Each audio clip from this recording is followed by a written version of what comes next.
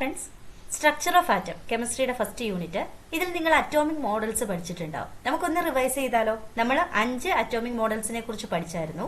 അതിൽ ഏതൊക്കെയായിരുന്നു? Solid sphere model, plum pudding model, nuclear model, planetary model, quantum mechanic model.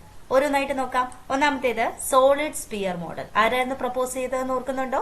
John Dalton ആണ്. Solid sphere model John Dalton 1807 propose ചെയ്തത്. Okay. രണ്ടാമത്തേത് plum pudding model propose ചെയ്തിരിക്കുന്നത് J Thomson. ഒരുപാട് തവണ പരീക്ഷയ്ക്ക് ചോദിച്ചിട്ടുണ്ട് പ്ലം പുഡിംഗ് മോഡൽ.